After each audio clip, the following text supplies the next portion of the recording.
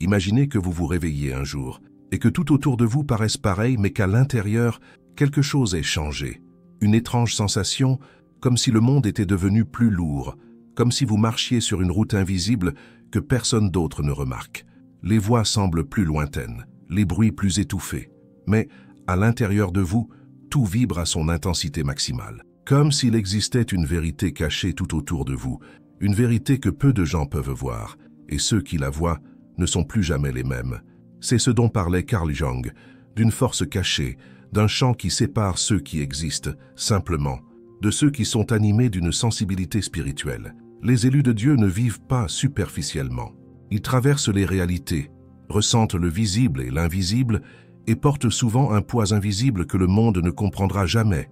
Et dans ce poids se cache une vérité interdite, un avertissement silencieux que Jung a laissé dans son œuvre, une alerte spirituelle que peu comprennent, et encore moins survivent sans se perdre. Si vous avez déjà eu l'impression de porter plus que vous ne le devriez, que votre âme pleure sans raison, que votre énergie fluctue sans explication, peut-être êtes-vous plus proche de ce voile que vous ne le pensez, peut-être faites-vous partie de ces élus, et n'avez-vous même pas réalisé l'appel spirituel qui vibre en vous.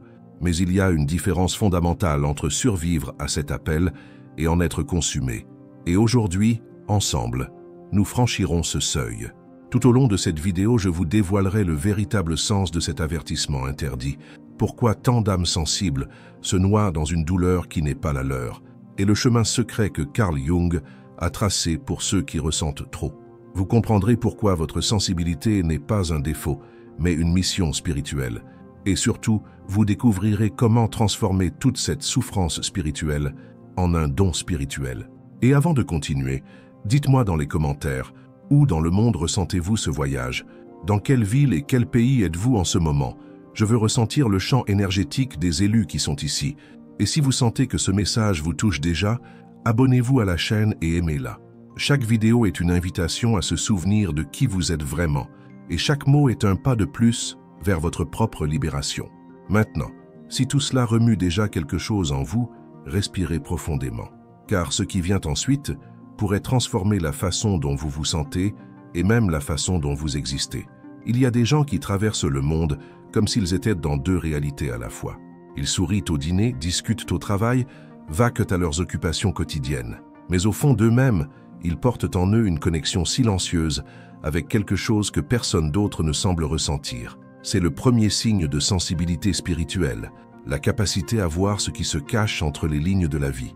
Carl Jung décrivait cela comme une proximité avec l'inconscient collectif, où l'âme éveillée capte des signaux que la plupart ignorent. Et si vous ressentez quelque chose de plus, c'est probablement parce que vous avez déjà traversé ce voile invisible sans vous en rendre compte. Les élus de Dieu ne perçoivent pas le monde uniquement à travers leurs yeux. Ils perçoivent les vibrations des mots, sont porteurs d'intuitions que personne ne leur a enseignées et ressentent l'énergie cachée présente dans des environnements qui, pour d'autres, ne sont que de simples espaces. Ce phénomène est bien plus fréquent chez les âmes éveillées qu'on ne pourrait l'imaginer. Et le plus curieux, nombre d'entre eux grandissent en croyant qu'il y a quelque chose qui ne va pas chez eux, précisément parce qu'ils cherchent constamment à s'intégrer dans un monde déconnecté de leur véritable essence. Mais ce qu'ils portent en eux n'est pas un défaut, c'est une vocation spirituelle qui doit être entendue. Carl Jung disait qu'il existe un pont entre le monde physique et le monde symbolique, et seuls quelques-uns parviennent à le franchir. Ce sont des personnes qui, dès leur plus jeune âge, perçoivent des détails que les autres ignorent, ressentent des malaises inexpliqués et font des rêves spirituels aux symboles énigmatiques. Et même sans comprendre, ces âmes sont déjà immergées dans le voyage qu'elles ont choisi. C'est comme si l'univers leur donnait une clé pour déchiffrer le langage de l'existence, mais sans mode d'emploi. Et la plus grande erreur qu'elles commettent est de vouloir taire ce qui est fait pour être ressenti. Peut-être êtes-vous l'une de ces personnes. Vous vous êtes peut-être souvent demandé pourquoi tout vous fait plus mal, pourquoi la tristesse des autres vous pèse autant, ou pourquoi les environnements toxiques vous rendent littéralement malade. Ce n'est pas de la faiblesse, c'est votre corps qui réagit au champ énergétique invisible qui vous entoure. C'est l'appel spirituel qui se manifeste dans votre corps, votre âme et votre esprit. Et la bonne nouvelle, c'est que lorsque vous reconnaissez cette marque invisible, tout prend sens. Le chaos fait place à la compréhension et la douleur se transforme en mission. Et voici une réflexion profonde. Ceux qui portent cette marque n'ont pas été choisis pour être perdus, mais pour illuminer. La première étape du voyage consiste à cesser de lutter contre ses émotions.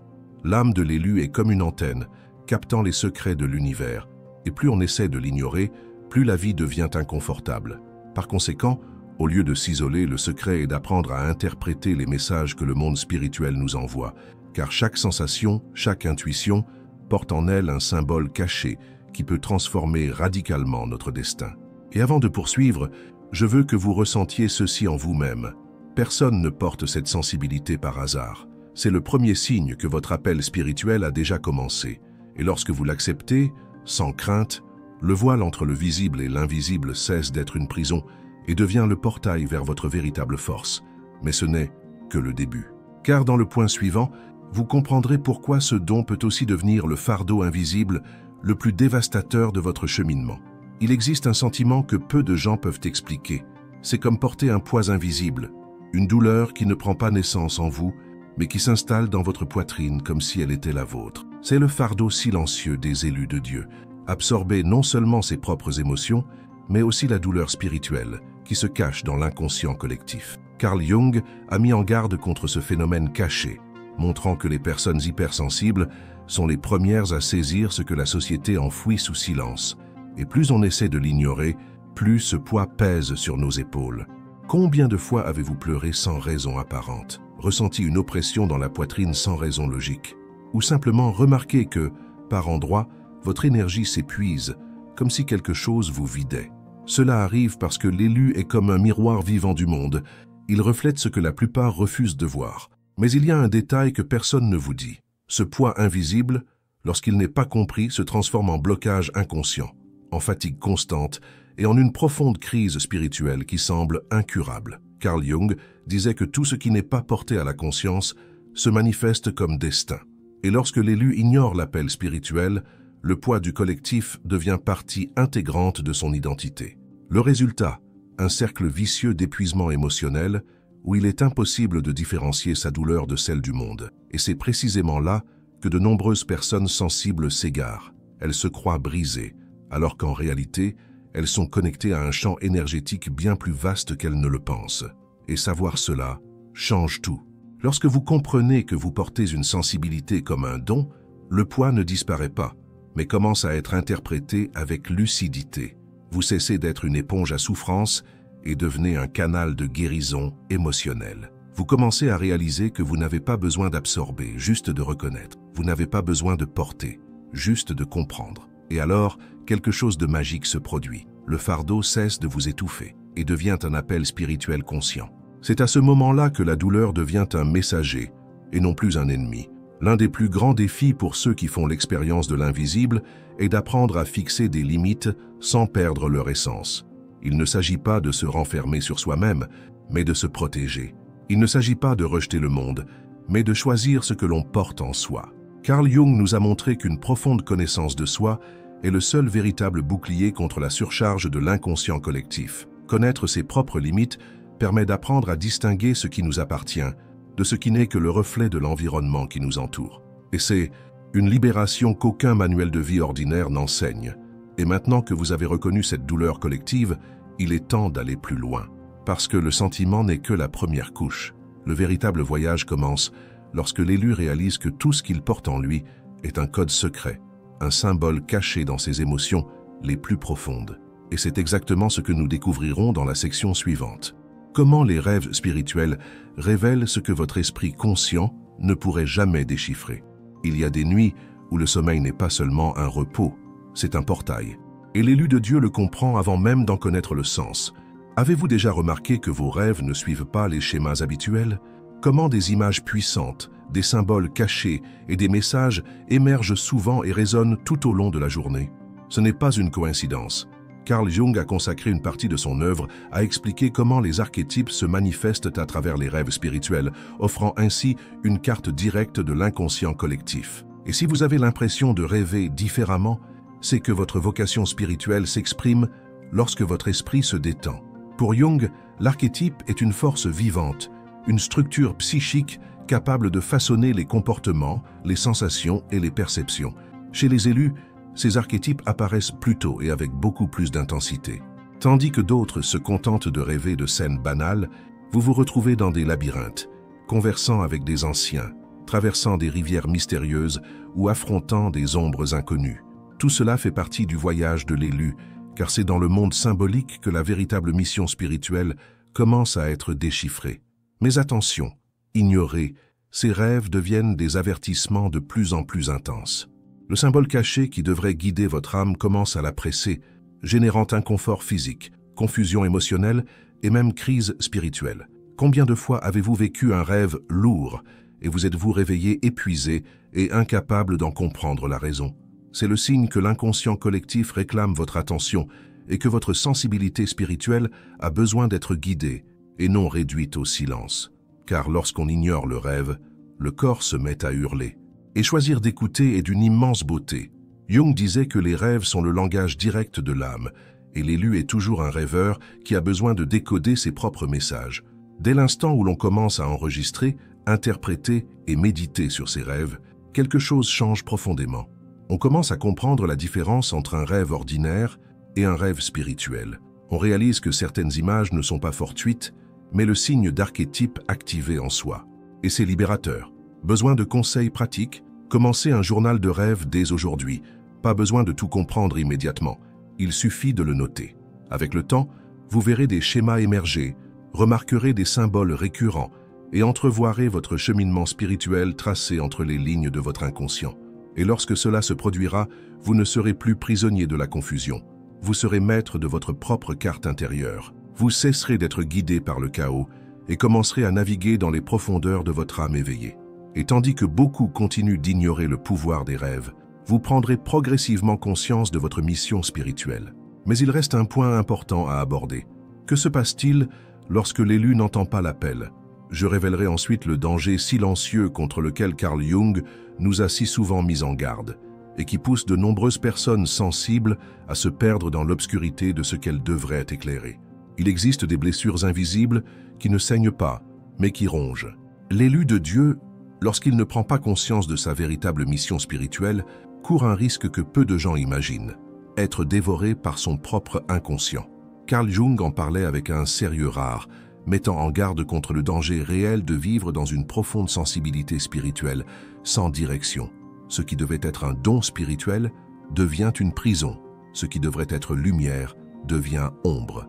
Et le plus effrayant, c'est que cela se produit lentement, sans tambour ni trompette, jusqu'à ce que l'âme ait l'impression de se noyer dans une mer sans issue. Combien de fois vous êtes-vous retrouvé plongé dans des émotions apparemment sans fin, ou prisonnier de pensées insignifiantes qui continuaient à consumer votre énergie? Ce sont des signes que l'inconscient collectif, s'il n'est pas traité, prend le dessus sur votre vie. Et lorsque l'élu ne pratique pas une profonde connaissance de soi, il devient une porte ouverte sur la souffrance du monde. Le poids invisible s'accroît, la douleur spirituelle s'intensifie, et le don est contaminé, se transformant en ce que Jung appelait une ombre dominante. C'est là que de nombreuses personnes sensibles s'égarent, croyant souffrir de leur propre faiblesse, alors qu'en réalité, elles sont prisonnières de blocages inconscients qui appartiennent au collectif. L'élu qui ne travaille pas sur son ombre porte sans s'en rendre compte ce que la société refoule. Il absorbe les traumatismes familiaux, les peurs générationnelles et les blessures émotionnelles de la culture dans laquelle il vit. C'est comme être un réceptacle spirituel qui, au lieu d'être rempli de guérison, déborde de la douleur des autres. Et lorsque cela n'est pas compris, il en résulte une crise spirituelle qui paralyse et éloigne l'élu de son chemin. Mais il existe une solution, et elle commence par comprendre qu'il ne s'agit pas de bloquer la sensibilité, mais plutôt d'apprendre à naviguer entre ombre et lumière. Carl Jung a toujours insisté sur le fait que l'inconscient n'est pas un ennemi. C'est un territoire à explorer, à reconnaître et à intégrer. La connaissance profonde de soi ici n'est pas un luxe, c'est un bouclier. C'est grâce à elle que l'on apprend à distinguer ce qui est notre souffrance de ce qui n'est que le reflet de l'inconscient collectif. Et lorsque cela se produit, le chaos intérieur cède la place à la clarté. Si vous avez l'impression d'avoir vécu ces moments d'épuisement, de confusion, d'isolement, sachez que cela ne signifie pas une défaite spirituelle. Au contraire, cela signifie que votre vocation spirituelle est plus active que jamais, exigeant un nouveau niveau de conscience. Cela signifie que votre âme réclame une transformation intérieure, une guérison émotionnelle, vous demandant de cesser de porter une douleur qui n'est pas la vôtre et de commencer à vivre votre propre mission spirituelle. Car aucun élu n'est né pour être prisonnier de la douleur, il est né pour être un canal de guérison. Et la vérité est la suivante, ignorer cet appel a un prix, mais écouter transforme tout. Et pour amorcer cette transformation, l'étape suivante est essentielle.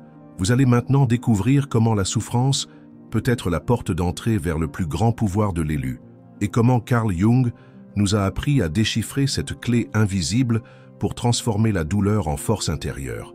La plupart des gens fuient la douleur, mais l'élu de Dieu est mis au défi de la traverser. Carl Jung a toujours été clair, ce que nous renions en nous ne disparaît pas. Au contraire, il grandit, se renforce dans l'ombre et détermine notre destin. La souffrance spirituelle que vous ressentez, cette sensibilité qui vous semble un fardeau, rien de tout cela n'est accidentel. Il y a un secret caché dans cette douleur spirituelle. Lorsqu'on cesse de la fuir, lorsqu'on l'affronte, elle cesse d'être une blessure et devient le plus beau cadeau de votre vie. Peut-être avez-vous vécu cela personnellement, des moments où la tristesse semblait insupportable, des crises spirituelles incompréhensibles, des nuits où l'on avait l'impression de porter le poids du monde. Jung appelait cela la catabase, la descente symbolique au plus profond de l'âme. Mais ce que peu comprennent, c'est que ce voyage n'est pas une punition, mais une préparation à l'éveil de l'âme.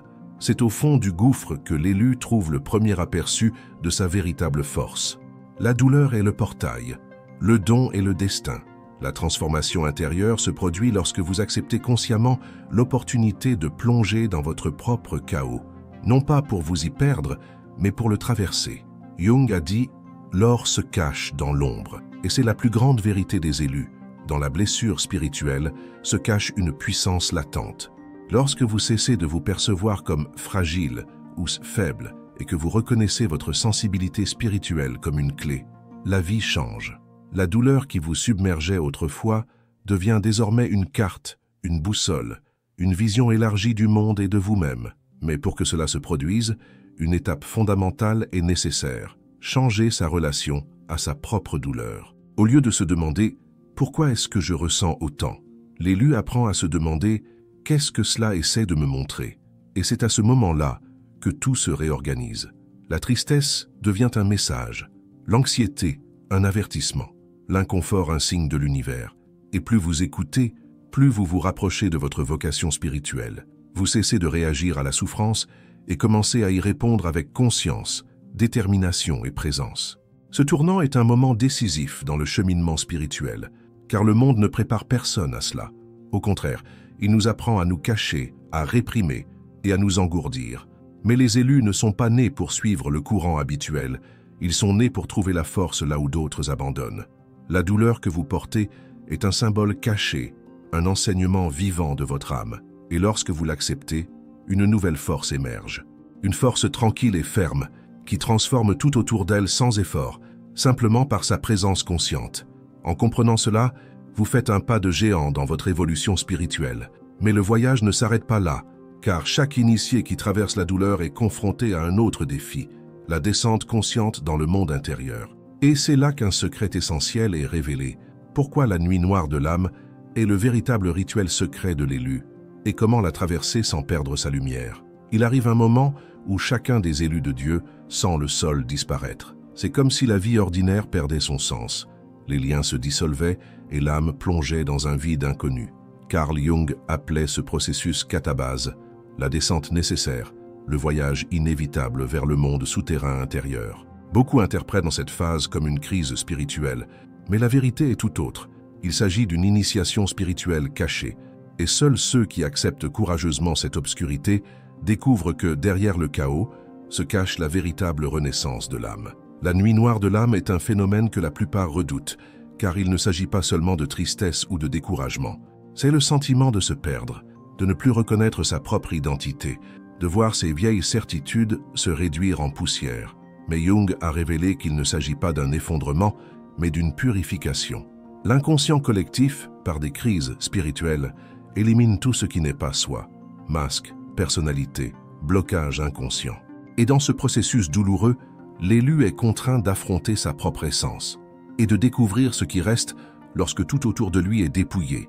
C'est au cours de ce voyage que l'élu rencontre les deux forces essentielles de l'existence, l'ombre et la lumière, non pas ennemies, mais complémentaires. La souffrance ne disparaît pas, elle transforme. La sensibilité spirituelle ne diminue pas, elle s'aiguise.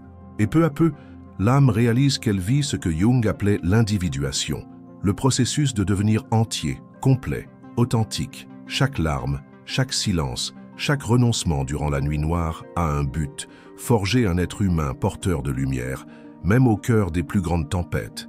Il est important de comprendre, la nuit noire n'est pas une punition, c'est une purification, et vous n'êtes pas seul. Les grands maîtres, les prophètes, les mystiques, tous ont traversé ce vide avant d'en ressortir plus fort, et vous aussi vous le traversez, car une mission spirituelle vous attend de l'autre côté. Carl Jung disait que l'âme ne peut tolérer longtemps le mensonge, et votre âme, sensible et éveillée, exige vérité, profondeur et une véritable connexion spirituelle. C'est pourquoi le chemin de l'élu passe toujours par des moments où tout s'effondre, pour que l'essentiel demeure. Au cours de ce processus, une pratique fondamentale est l'abandon conscient. Cessez de résister et commencez à observer. Au lieu de vous demander « Pourquoi cela m'arrive-t-il ?» Demandez-vous « Qu'est-ce qui essaie de naître en moi ?» La nuit noire est le ventre de la renaissance, et plus on essaie de s'en échapper, plus elle dure. Mais lorsque vous l'acceptez, elle se transforme en guérison émotionnelle, en profonde connaissance de soi et en libération silencieuse. Et au final, vous ne revenez pas à celui que vous étiez, vous revenez à celui que vous avez toujours été, mais que vous aviez oublié. Et lorsque cette transformation s'amorce, quelque chose de très particulier émerge. Les rêves changent, l'énergie se transforme, et les signes de l'univers deviennent plus clairs. Mais pour que cela se produise, il existe un outil puissant que nous devons explorer. Il est temps maintenant de comprendre comment déchiffrer les rêves spirituels et en faire un guide sûr dans le voyage entre la lumière et l'ombre. Quand le monde se tait et que les yeux se ferment, c'est dans les rêves que l'inconscient trouve le moyen de se manifester. Carl Jung disait toujours « Les rêves ne sont pas seulement le fruit de l'imagination, ce sont des messages symboliques chargés de sens spirituel. » Pour l'élu de Dieu, ce lien est encore plus intense. La sensibilité spirituelle se manifeste clairement lorsque la logique s'endort et que l'âme s'éveille. Les rêves cessent d'être aléatoires et deviennent des guides secrets, révélant ce que l'esprit éveillé ne peut pas encore comprendre. Combien de fois vous êtes-vous réveillé avec le sentiment qu'un rêve vous apportait une réponse, sans même en comprendre précisément le sens? Cela se produit parce que l'inconscient collectif envoie des symboles, des archétypes jungiens qui aident l'élu à traverser ses transformations intérieures. Une rivière qui déborde, une maison en ruine, un escalier sans fin, tous ces éléments portent des codes cachés qui, une fois interprétés, révèlent des blocages inconscients, des messages de l'inconscient, et même l'orientation de votre mission spirituelle. Le plus grand piège pour les personnes sensibles est d'ignorer leurs propres rêves. Sans interprétation, ces codes perdent leur pouvoir de guérison et peuvent se transformer en pression interne, générant confusion, anxiété et même symptômes physiques. En observant attentivement ces rêves, une nouvelle porte s'ouvre.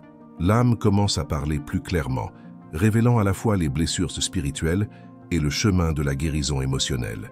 Et c'est précisément ce qui différencie ceux qui se contentent de survivre de ceux qui traversent consciemment le voyage de l'élu. Un outil simple et pratique est le journal des rêves. Notez tout ce dont vous vous souvenez au réveil, même s'il ne s'agit que de fragments disparates. Avec le temps, les schémas se révèlent, les symboles cachés réapparaissent et le message spirituel devient clair. Jung disait que lorsque nous respectons nos rêves, l'inconscient devient un allié et non une ombre obsédante. Cette pratique renforce votre connexion spirituelle, approfondit votre connaissance de soi et vous permet de naviguer dans votre propre sensibilité spirituelle sans vous noyer dans les crises. Ce processus s'accompagne également d'un puissant changement. On apprend à différencier quand le rêve porte notre douleur et quand il porte la douleur collective. C'est libérateur, car l'élu n'est pas né pour tout absorber. Il est né pour comprendre et transmuter. Lorsque l'on comprend le langage des rêves spirituels, on n'est plus prisonnier de ses émotions. On devient le décodeur de son propre voyage. Chaque image devient une boussole, chaque sensation nocturne devient un outil de clarté. Le code secret des rêves n'est pas un mystère pour ceux qui sont éveillés. Et en accédant à cette sagesse, on commence à vivre plus léger, même au cœur du chaos. Mais il existe un tournant encore plus profond dans le cheminement spirituel. c'est lorsque l'élu réalise qu'il n'est plus seulement un empathe, mais un miroir vivant, capable d'illuminer ce que le monde s'obstine à cacher. Un moment décisif arrive dans le cheminement de l'élu lorsque sa mission spirituelle prend un sens nouveau. La sensibilité spirituelle, autrefois pesante, se transforme en force. La douleur spirituelle, autrefois étouffante, devient un guide. Carl Jung a décrit cet état comme l'individuation. Lorsque l'âme intègre ombre et lumière, l'être humain cesse d'être simplement celui qui ressent, mais devient celui qui illumine. L'élu ne se perd plus dans ses émotions. Il se reconnaît comme un miroir vivant, reflétant la vérité que le monde cache tant. Être empathique est la première étape. C'est lorsque l'âme absorbe le monde qui l'entoure. Mais être un miroir vivant, c'est transcender cette phase, vivre en pleine conscience de ce que l'on ressent sans se laisser consumer. Le miroir ne porte pas ce qu'il reflète, il ne révèle que ce qui est caché. Et lorsque l'élu atteint ce niveau, il cesse d'être prisonnier de l'inconscient collectif et devient une référence de spiritualité consciente, rayonnant de présence, de sagesse et de paix intérieure, même au cœur du chaos. Cette transition se produit lorsque vous cessez de réagir et commencez à réagir, lorsque vous choisissez les combats qui méritent votre énergie et reconnaissez que votre plus grande contribution au monde n'est pas d'absorber la douleur des autres, mais d'inspirer la transformation par votre propre existence. Le véritable élu ne cherche pas à convaincre qui que ce soit, il vit simplement son authenticité avec une telle force qu'il devient impossible au monde d'ignorer sa présence. Et c'est dans cette présence que l'éveil de l'âme devient contagieux. Pour vivre dans cet état, vous devez abandonner le rôle de sauveur et assumer celui de guide. Un guide ne porte personne, il montre le chemin. Et vous, avec toute votre histoire de crise spirituelle, de fardeaux invisibles, de blessures transformées en dons, avez déjà accumulé suffisamment de sagesse pour comprendre. Chaque larme avait un but. Chaque effondrement a servi à reconstruire une âme plus forte. Être un miroir vivant signifie regarder le monde avec compassion, mais sans perdre votre propre intégrité. L'élu qui atteint ce stade découvre un pouvoir silencieux. Sa simple présence influence l'environnement. Son énergie élève naturellement les autres. Sa paix engendre l'inquiétude chez ceux qui dorment encore, et c'est naturel, car la véritable mission spirituelle n'est pas de porter le monde, mais d'inspirer le monde à guérir. Il s'agit de vivre avec une telle clarté intérieure que ceux qui vous entourent perçoivent sans mots qu'il est possible de vivre avec une plus grande vérité, une plus grande connexion spirituelle et une plus grande liberté. Et c'est là que tout s'articule. L'élu cesse d'être victime de sa propre sensibilité et devient maître de son propre cheminement. Il se reconnaît comme un canal de guérison, un symbole caché de transformation, un signe de l'univers vivant et respirant au sein de la société. Ainsi, la douleur devient sagesse, le fardeau devient pouvoir, et le cheminement, enfin, trouve son sens. Si vous êtes arrivé jusqu'ici, sachez que votre cheminement est déjà en train de se transformer. Car ceux qui entendent cet appel jusqu'au bout ne sont pas n'importe qui. Ils sont porteurs d'une mission spirituelle silencieuse, qui vivent le monde d'une manière que peu comprennent. Et peut-être, tout au long de cette vidéo, avez-vous remarqué des signes cachés dans votre propre histoire. Des sensations qui n'avaient jamais eu de sens semblent maintenant révéler un dessein plus grand. Et c'est là toute la beauté des élus de Dieu. Lorsqu'ils s'éveillent, rien n'est plus comme avant. Mais je voudrais vous laisser avec une réflexion puissante. Comment avez-vous utilisé votre sensibilité spirituelle? A-t-elle été un fardeau invisible ou un pont vers votre transformation intérieure? Vous êtes-vous caché derrière la lassitude ou vous êtes-vous laissé aller à la lumière qui existe déjà en vous? Ces questions ne sont pas faites pour recevoir des réponses rapides. Elles vous invitent à vous regarder avec plus d'attention, plus de soin et plus de vérité. Dites-moi dans les commentaires, avez-vous déjà vécu une expérience similaire? Avez-vous déjà eu l'impression de porter des émotions invisibles? Avez-vous déjà fait des rêves spirituels contenant des symboles cachés qui semblaient être des messages adressés à votre âme? J'aimerais beaucoup connaître votre histoire, car ici votre expérience compte aussi. Et dites-moi, d'où m'écoutez-vous maintenant? De quelle ville, de quel pays? C'est incroyable de sentir comment ce champ énergétique des élus se forme, se répand à travers le monde. Et si ce message vous a touché, abonnez-vous à la chaîne et aimez-la. Vous continuerez ainsi à recevoir du contenu qui renforce votre connexion spirituelle, éveille votre sensibilité et vous aide à vivre le chemin de l'élu avec plus de clarté, de détermination et de force intérieure. Chaque vidéo ici vous rappelle qui vous êtes. même lorsque le monde essaie de vous le faire oublier. Et surtout, partagez cette vidéo avec quelqu'un qui traverse peut-être le même chemin. Parfois, un seul message peut empêcher quelqu'un de se perdre dans ses propres ténèbres. Ensemble, nous pouvons construire un espace où la sensibilité n'est pas synonyme de faiblesse, mais de sagesse. Ici, votre âme sera toujours reconnue. Cet espace est réservé à ceux qui n'ont jamais trouvé leur place, mais qui ont toujours eu un but plus noble.